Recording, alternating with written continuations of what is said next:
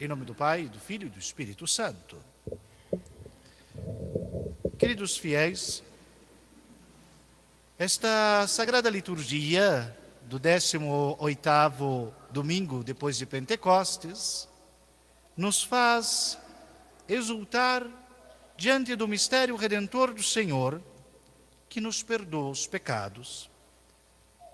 Se olharem com atenção, na meditação que precede a missa em vosso missal cotidiano, verão que todos os cantos, as antífonas, o gradual, tudo desta missa é removido, tirado de uma antiga missa de dedicação de igreja. Horas, quando se dedica a um templo, se dedica para o sacrifício redentor. O centro desta igreja é oferecer aqui a missa, o sacrifício que nos redime os pecados. O Evangelho nos faz meditar o perdão dos pecados. Quando pensamos na condição do ser humano, criado por Deus, o vemos com um fim último e sobrenatural. Por que existimos? Existimos para adorar a Deus. Deus nos fez em sua bondade, em seu amor paterno, Deus nos fez em sua benevolência infinita, para que tivéssemos a mais sublime de todas as tarefas, adorá-lo. As abelhas preparam o mel, as flores dão do seu esplendor para que a vida continue. Os animais, cada um deles tem a sua função. O homem, a plenitude da criação terrestre, aquele que o Senhor chama a vida e dá o sopro de si mesmo, feito à imagem e semelhança de Deus, tem a mais sublime de todas as missões: adorá-lo. Dá ao homem esta graça. A nossa bondade original está bem aí, neste dom e nesta função que o Senhor nos deu para adorá-lo. E se olharmos o grande padre da igreja, Bernardo de Claraval, veremos que o homem adorante a Deus é um homem ereto, voltado para o alto, para o superior, e é pleno em si. Pleno em si porque está plenamente ligado àquele que é sua origem e seu fim. O homem pecador, aquele que aderiu à rebelião dos anjos caídos, aquele seduzido pelo mal, encurvou sua espinha dorsal, a ponto de não conseguir mais adorar a Deus e olhar apenas para o seu umbigo. Claro que o Santo Padre, que nos traz aqui uma linguagem alegórica de sublime beleza, mas de inegável verdade, faz-nos compreender que o pecado nos separa de nós mesmos e de Deus.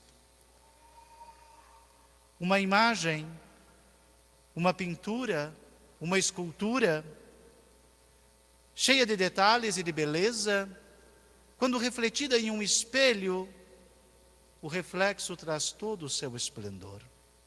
Quanto mais perto do espelho está, mais nítidos são os seus detalhes, seus tons, suas sinuetas, sua beleza.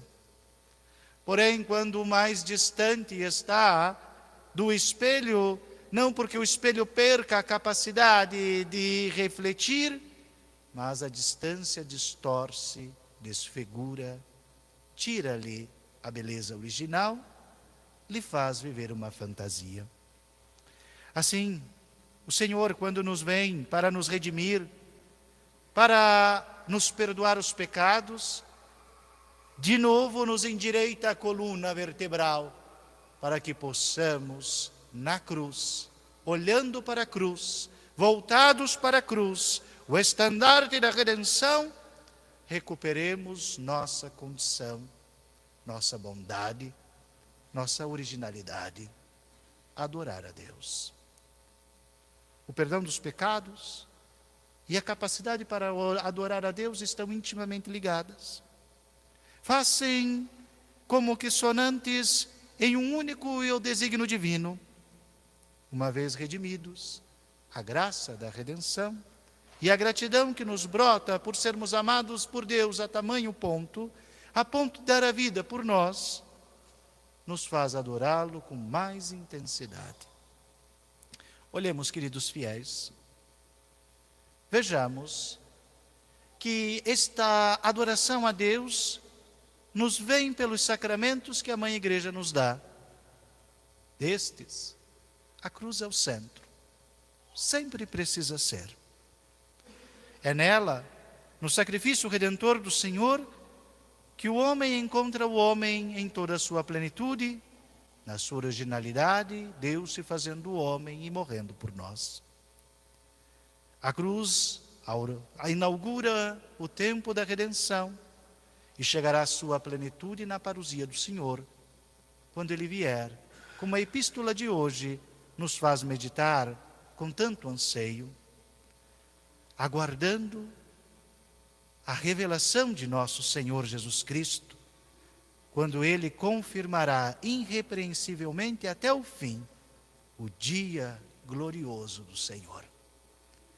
O domingo, este dia em que nos reunimos de modo particular em torno da cruz do Senhor, do sacramento da cruz que é a missa, o domingo nos fortalece, nos revigora, nos redime e os pecados nos dá a graça de adorá-lo novamente, até que tudo isto chegue à sua plenitude. Da cruz nos vem a missa, e a missa nos sustenta enquanto peregrinos. Quando terminar o tempo, quando cessar o tempo da fé, quando a plenitude da redenção se instalar e um novo céu e uma nova terra finalmente chegarem à sua plenitude, e queira Deus em sua misericórdia, participemos nós desta vida bem-aventurada, deste futuro que o Senhor nos promete, desta eternidade benfazeja, não existirá mais missa. Não precisará mais do viático dos peregrinos, porque o Cordeiro será plenamente adorado na Jerusalém do céu, como o Apocalipse nos faz ver. Nós, peregrinos, caminhantes no deserto desta vida, no vale de lágrimas, como Magnífica nos faz, no vale de lágrimas, como o Salve Rainha nos faz entoar. Nós precisamos olhar para os sacramentos e reconhecer neles o remédio que nos leva ao céu. Destes, a missa é o centro, mas a porta é o batismo. A mesma água que corre do lado aberto do Senhor, com o sangue, é Eucaristia e batismo. Missa e pia batismal. O batismo nos redime dos pecados, nos faz filhos de Deus, nos constitui em criatura nova, nos introduz na humanidade redimida, na gente da graça. Povo, grei do Senhor, rebanho do Senhor. O batismo recebemos uma única vez, e não precisamos de outro, porque sua graça nunca se esgota, seu efeito nunca se anula, sua realidade nunca desvanece. Porém, enquanto peregrinos vacilantes na história, mesmo tendo renunciado a Satanás, às suas pompas e às suas obras, por vezes caímos de novo em suas seduções, nesta ou naquela vereda do caminho. O Senhor não nos deixa desamparados. Nos renova a graça do batismo, nos renova o perdão dos pecados em cada confissão. Confissão sincera, de consciência reta, verdadeiramente contrita. Com graça maravilhosa, não é receber a certeza de que o Senhor nos perdoou os pecados, quando o sacerdote, em primeira pessoa, sendo Cristo mesmo que diz, nos declara: eu te absolvo dos teus pecados. Nisto, o grande cura de Ars já advertia: é preciso confessar bem, para que a confissão tenha sua validade, para que a graça chegue, para que o homem não se engane a si mesmo. Um bom exame de consciência. Um arrependimento sincero e verdadeiro. Para isso, é preciso ter consciência de que pecou. E não adianta só dizer aquela confissão geral: se algum dia, Senhor, por algum motivo, sei lá, não me lembro, pode ser que tenha acontecido e eu não tenha percebido, eu lhe ofendi, peço perdão. Isto não é uma contrição verdadeira. Se você desse um tapa em sua mãe, saberia onde foi, em que situação foi e com que intensidade foi, pois a dor do arrependimento seria muito forte na consciência. Não é? É preciso ter uma consciência reta para que as confissões não sejam inválidas. O cura de Ars advertia: se metade das confissões que atendi fossem válidas, meia França estaria já convertida. E bem sabemos quão distante a França está da conversão. Mais agora do que antes.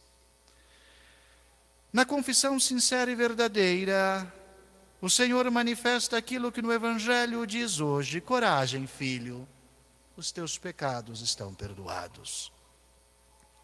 Com a mesma contrição que nos aproximamos do sacramento do Senhor, deve brotar tão intensamente em nós a coragem de o seguir mais de perto, levantando-se do confessionário, não como um Judas desesperado diante do pecado, mas como um Paulo, convertido e decidido a entregar a vida por Cristo dali em diante, mesmo sabendo a gravidade do pecado, maior a graça que nos perdoou. A confissão, os sacramentos que nos dá segundo o nosso estado de vida, como presente deve estar em nosso exame de consciência quem eu sou na igreja. A súplica de Teresinha: Senhor, qual o meu lugar na tua igreja? E audazmente diz: que eu seja o amor. Existem categorias, funções, realidades próprias para um estado de vida, distinto do outro. Um frade tem determinadas obrigações, as quais negligenciar seria grave.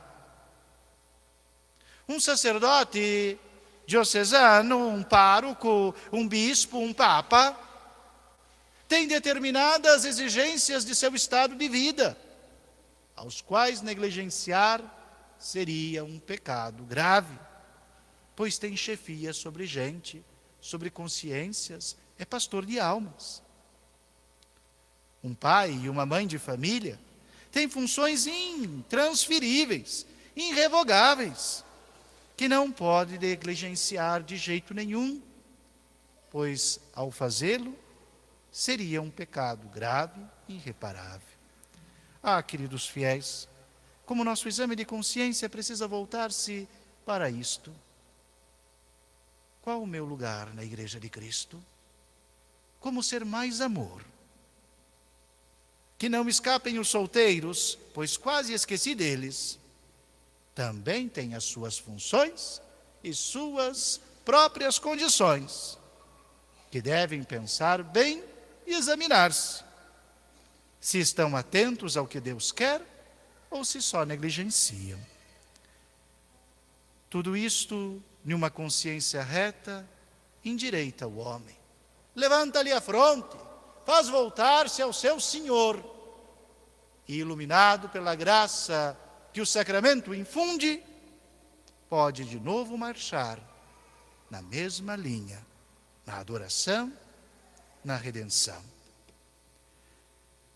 Queridos fiéis, quão importante é a missa no nosso cotidiano, pois Se o batismo recebemos uma vez, a ordem segundo o seu grau uma, o matrimônio na sua condição comum uma, apesar de que tanto ordem quanto o matrimônio são o sacramento de nossa vida inteira.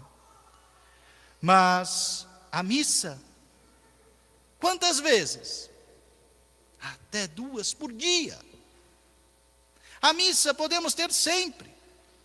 A missa cotidiana, de manhã, em um sábado, podemos louvar a bem-aventurada Virgem Maria e os seus méritos na Santa Missa votiva de Nossa Senhora no sábado. Já em outro horário do dia, podemos fazer a missa da féria, a missa estacional.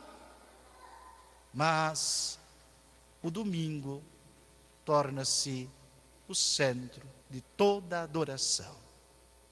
Não negligenciar jamais a missa dominical. Aqui, neste dia do Senhor, neste templo do Senhor, neste culto divino que o Espírito Santo nos dá, entoamos o verdadeiro louvor. E tudo que o Senhor realiza por nós na redenção se faz atuante, se faz presente, revigora em graça e em força. Em cada missa, o sacramento da ordem é revigorado. O sacerdote que preside, que celebra, o sacerdote novamente e é mais fortemente configurado a Cristo em cada missa, de modo particular na solenidade dominical. O sacramento do matrimônio recebe novo influxo de graça, revigorando os votos e a santidade mútua. Cada confissão que fazemos toma novamente o seu vigor na consciência e na graça. A missa redime o mundo inteiro. É a redenção de toda a terra. Semana passada, enquanto estava com Dom Atanásio Schneider, podemos conversar alguns minutos, umas 2 horas. E entre as coisas interessantes de um católico no Cazaquistão, é a luta que precisa ter para assistir uma missa. Quando pequeno, Dom Atanásio alegrou-se imensamente, junto com seu pai e sua mãe, porque agora poderiam ter missa mais perto. Mudando-se de uma cidade para outra, a igreja católica mais próxima, a paróquia mais próxima, estava apenas a 100 quilômetros. Que coisa maravilhosa! Antes era tão difícil de chegar à missa. Agora, só precisamos andar 100 quilômetros para chegarmos à missa. Queridos fiéis, quão preciosa é a missa. E não podemos dizer que exista um sacrifício que invalide o ir à missa no domingo, o dia do Senhor. A liturgia nos faz celebrar a dedicação, a adoração ao Senhor. Nos faz celebrar o templo visível que só tem o seu sentido na missa, na verdade do sacramento redentor de Cristo. Voltemos nossa consciência ao Senhor, certos de que hoje, nesse domingo, Ele nos revigora a graça que nos deu na eleição que nos fez, nos sacramentos que nos conferiu. Louvado seja nosso Senhor Jesus Cristo.